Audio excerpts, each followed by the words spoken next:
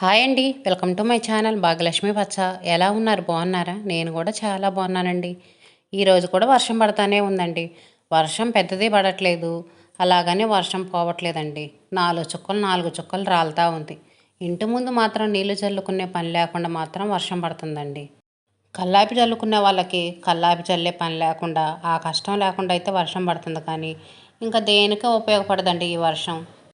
గచ్చయితే ఏం కడగలేదండి. వర్షం పడదు కదా, ఇంకా కడగటం ఎందుకులే అని అంతే ముగ్గేసేస్తున్నాను. ఇప్పుడు కూడా 4 చుక్కలు పడతానే ఉండేయండి. వర్షం పడతానే ఉంది. ముగ్గేసినా ఉండిద్దో ఉండదో అనుకుంటున్నాను. నిన్న అసలు ముగ్గే లేదు. నిన్న కొంచెం లైట్గా వర్షం పడుతుందిలే అని నిన్న అసలు ముగ్గే లేదండి. ఇంక ఈరోజు కూడా ముగ్గేయకుండా ఎక్కడ ఉంటాంలే అని వేస్తున్నాను. ఇంకొంచెం పెద్ద వర్షం పడిందంటే ఈ ముగ్గు కూడా మొత్తం పోయిద్ది. ముగ్గు కూడా సింపుల్గా చిన్న ముగ్గే వేస్తున్నాను. ఏదో మెలికల ముగ్గే వేస్తున్నాను. మెలికల ముగ్గు అయితే నాకు ఎక్కువ రావు, కానీ సింపుల్గా డిజైన్ అయితే వేస్తాను. ఇంకా చిన్న మెలికల ముగ్గు వేసి చుట్టూ ఇదిగోండి చిన్న డిజైన్ గీస్తున్నాను. ఉదయం నిద్ర లేచిన వెంటనే ఫస్ట్ చేసే పని అయితే ఇంటి ముందు ముగ్గు వేసుకోవటం అండి. వాకిలి ఊడ్చి కడిగే పని లేదు కదా, ముందు ముగ్గు వేసేస్తున్నాను. అదే వాకిలి ఊడ్చి కడగటం అయితే మాత్రం నైటే చేస్తానండి. వర్షాలు పడుతున్నాయి కదా, అందుకని నైట్ కడగట్లేదు. మనం నైట్ ఊడ్చి కడిగినా సరే ఉదయానికి వర్షం పడుతుంది అనుకోండి, మొత్తం వేస్ట్ అయిపోయింది కదా. వర్షం పడితే మొత్తం కొట్టుకొని పోయిద్ది. మనం ఊడవలసిన పని ఉండదు, కడగాల్సిన పని ఉండదు. ఇప్పుడు టైం 6:30 దాటిందండి. అయినా కానీ 5:30 అయినట్టుగా ఉంది. వాతావరణం మాత్రం చల్లగా హాయిగా ప్రశాంతంగా ఉంది. పిల్లలు స్కూల్కి వెళ్ళాలి కదండి. వర్షం పడినా సరే మన పనులు మాత్రం ఇంకా ఆగవు. కొంచెం లేటుగా నిద్రలేద్దామన్నా కూడా స్కూల్కి వెళ్ళాలి, ఆటో వచ్చిద్ది. ఉదయం పూట అంతా హడావుడి బిజీగా ఉంటాము. ఇదిగోండి సింపుల్గా ఈ విధంగా ముగ్గు వేశానండి. అసలు ఈ ముగ్గు ఉండిద్దో పోయిద్దో కూడా అర్థం కావట్లేదు. లైట్గా వర్షం ఒక్కొక్క చుక్క పడతానే ఉన్నాయి. ఇంక ఇదిగోండి నిన్న బట్టలు ఉతికాను కదా, నైట్ కాదు నిన్న ఉదయం పూట బట్టలు ఉతికాను కదండి. ఆ బట్టలు ఇంతవరకు ఆరలేదు. లోపలే ఆరేసానండి. లోపల ఆరేసినా కూడా బట్టలు సరిగ్గా ఆరలేదు, నెమ్ముగా ఉన్నాయి. అందుకని ఈ పూట వర్షం ఉండదేమోలే, బయట ఆరేద్దాం అనుకున్నాను. ఈ పూట కూడా లైట్గా వర్షం పడుతుంది కదా, అందుకని ఇదిగోండి ఇక్కడ ఇంటికి ఫోట్ బల్లలాగా ఉండిద్దండి మాకు. ఫోట్ బల్ల కింద వర్షం పడదు కదా, ఇంక ఇక్కడ ఆరేస్తున్నాను. ఇక్కడైతే కొంచెం గాలి వచ్చింది కదండి, బట్టలు త్వరగా ఆరిపోతాయని ఆరేస్తున్నాను. మళ్ళీ బట్టలు ఉతకాలి కదా, మళ్ళీ బట్టలు ఉతికి ఆరేసుకోవాలి కదా. అవి ఉతికి ఆరేసేటప్పటికి ఇవి ఆరిపోతాయిలే అని ఇంక బయట వేస్తున్నాను. నిన్నంతా ఒక్కొక్క చుక్క వర్షం పడతానే ఉంటే బట్టలన్నీ అలాగే ఉంచానండి. అట్లా పెద్ద వర్షం పడట్లేదు, అలాగనే వర్షం అస్సలు పోవట్లేదు. తీసి మళ్ళీ లోపలేసాను అనుకోండి, వర్షం పోయిద్దేమో, మళ్ళీ బట్టలన్నీ ఆరవేమోనని ఇంకా నిన్నంతా అలాగే ఉంచి నైట్ పడుకునేటప్పుడు తీసి లోపల వరండాలో వేశాను. ఇంక ఇప్పుడు వరండాలో నుంచి తీసి కూడా ఇదిగోండి బయట ఇక్కడ ఆరేసాను. మళ్ళీ బట్టలు ఆరేటప్పటికి ఉతికేటప్పటికి ఆరిపోతాయిలే అని. మా అబ్బాయి స్కూల్కి వెళ్ళాలి కదండి, అందుకని వాడికి కొంచెం బియ్యం కడిగేసి అదిగోండి రైస్ పొయ్యి మీద పెట్టాను. చిన్న తెపాల్లో కడుగుతానండి. స్టీల్ గిన్నెల్లో కంటే కూడా ఇలా తెల్ల తెపాల్లో వండామనుకోండి అన్నం త్వరగా ఉడికిద్ది. అన్నం అడుగున మాడదండి. అడుగున మాడకుండా బాగా పర్ఫెక్ట్గా ఉడికిద్ది. కడిగిన వెంటనే పొయ్యి మీద పెట్టినా సరే అన్నం అనేది ఇత్తులుగా లేకుండా బాగా ఉడికిద్ది. ఇంక ఇదిగోండి ఒక పొయ్యి మీద హాట్ వాటర్ పెట్టాను. ఉదయం నిద్ర లేచిన వెంటనే మాకు హాట్ వాటర్ తాగే అలవాటు ఉంది కదండి, అందుకని ఇంక ఇదిగోండి బిందెలో నీళ్ళు పెట్టాను. మా అబ్బాయి నిద్ర లేచిన తర్వాత వాడు కూడా కొంచెం హాట్ వాటర్ తాగుతాడు. నేనైతే మాత్రం పిల్లలు స్కూల్కి వెళ్ళిన తర్వాతే తాగుతాను. మా ఆయన కూడా ఇప్పుడే తాగేస్తాడండి. అందుకని ఇంక ఉదయం నిద్ర లేచిన వెంటనే ఒక పొయ్యి మీద అన్నం పెట్టేస్తాను, ఒక పొయ్యి మీద ఇదిగోండి హాట్ వాటర్ పెట్టేశాను. ఇవి కాగేలోపు ఈరోజు టిఫిన్ దోశలండి. ఇంకా పిల్లలు నిద్ర లేగలేదు, వాళ్ళు నిద్రపోతానే ఉన్నారు. పిండి కలుపుకొని రెడీగా పెట్టుకున్నాను. ఈరోజైతే చట్నీ చేసే పని లేదు. నిన్న చట్నీ చేశాను కదండి, అది కొంచెం ఉంటే ఫ్రిడ్జ్లో పెట్టాను. ఇంక ఇప్పుడు పిండను చట్నీ రెండు తీసి బయట పెట్టానండి. మా వాడు అయితే చట్నీ వేసుకుంటాడు, మేమైతే కారం వేసుకుంటాం. మేము ఏదైనా తింటామండి, ఏదైనా అడ్జస్ట్ అవుతాము. మిక్సీ జార్ ఏమో పెద్ద జార్ అయిందండి, చిన్న జార్ లేదు. కొంచెం చట్నీ చేసుకోవాలంటేనేమో ఇబ్బందిగా ఉంటుంది. అందుకని కొంచెం మరింత చట్నీ చేశాను, అది మిగిలింది ఫ్రిడ్జ్లో పెట్టేశాను. ఇంక ఇదిగోండి మా అబ్బాయి స్నానం చేయడానికి వేడి నీళ్ళు పెడుతున్నాను. పొయ్యి మీద ఒక పని తర్వాత ఇంకోటి చేస్తానే ఉంటానండి. ఈ పెద్ద పొయ్యే ఎక్కువ మంట వచ్చేది, చిన్న పొయ్యి ఏమో ఎక్కువ మంట రావట్లేదండి. మనం సిమ్లో పెడతాం చూడు, సిమ్లో పెడితే ఎంత మంట వచ్చిద్దో అంత తక్కువ మంట వస్తుందండి. అందుకని చిన్నవన్నీ ఆ పొయ్యి మీద పెట్టేస్తాను, చిన్న పొయ్యి మీద. ఇంకా పెద్దవన్నీ ఇదిగోండి ఈ పొయ్యి మీద పెట్టేస్తాను. కూర చేయాలన్నా కూడా చిన్న పొయ్యి మీదే చేస్తాను. ఇంకా పప్పు వండుతున్నాను కదండి ఈరోజు. పప్పు అయితే మాత్రం కుక్కర్లో వేస్తాం కదా, పెద్ద పొయ్యి మీదే పెడతాను. విజిల్లు రావాలంటే పెద్ద పొయ్యి మీదే పెట్టుకోవాలి. అందుకని ఒక పని తర్వాత ఒకటి చేస్తూ ఉంటానండి. ఈరోజు పప్పు వండుతున్నాను అన్నాను కదా, ఆకుకూర తీసుకున్నాను. ప్రతిరోజు ఉదయం ఆకుకూరలు అమ్మొస్తారండి.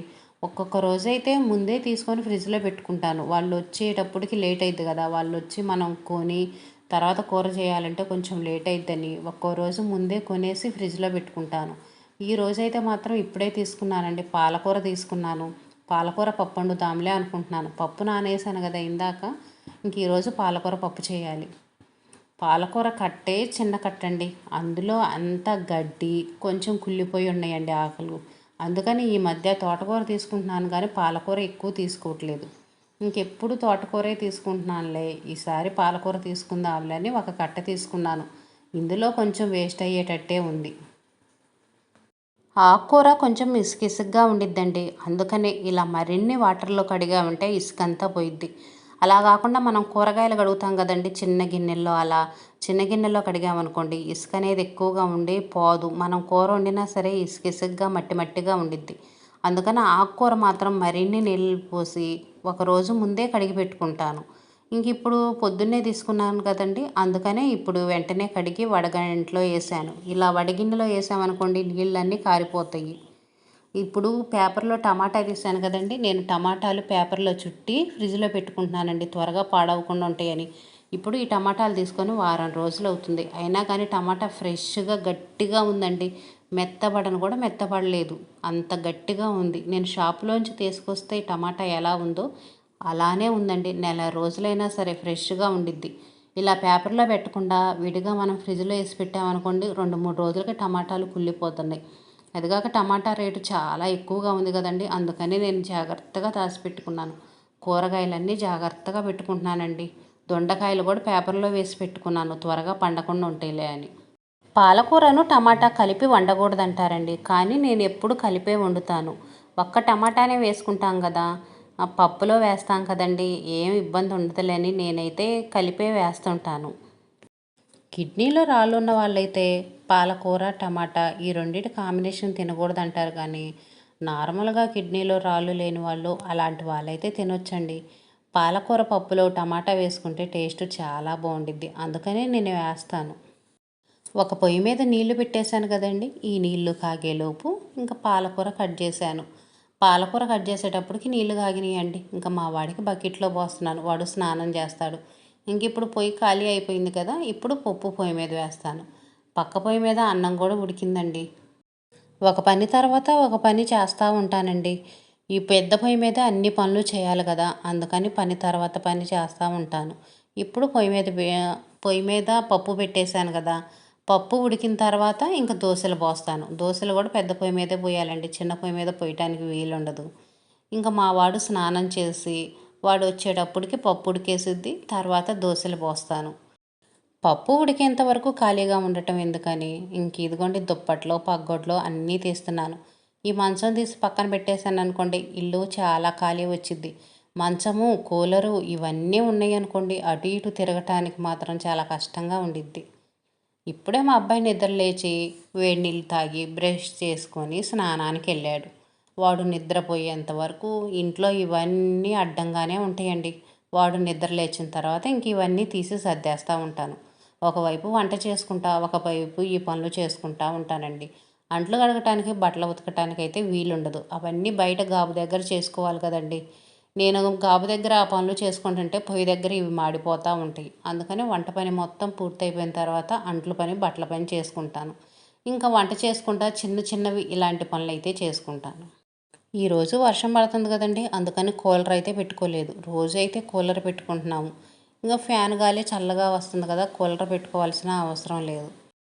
దుప్పట్లన్నీ తీసి అరమార్లో సర్దేసి మంచం విదిలిచ్చి దిండ్లన్నీ నీట్గా వేసామనుకోండి ఇంక ఈ గది ఊడ్చినా ఊడకపోయినా సరే ఎవరన్నా వచ్చినా చూడటానికి నీట్గా ఉండిద్ది.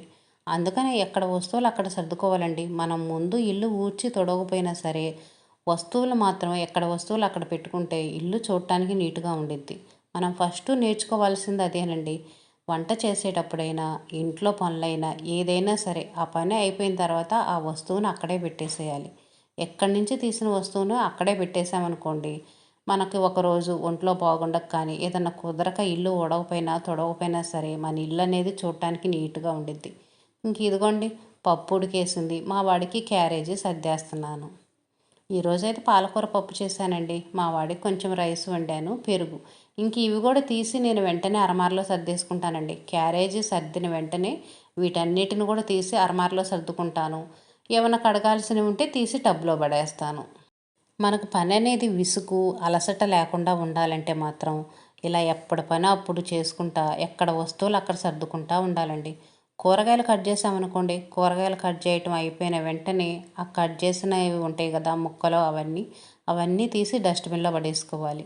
నేనైతే మాత్రం అంతే చేస్తానండి. ఇవన్నీ నిన్న ఉతికి ఆరేసిన బట్టలండి. నిన్నంతా వాతావరణం చల్లగానే ఉందిగా, ఈరోజు కూడా చల్లగానే ఉందిలేండి.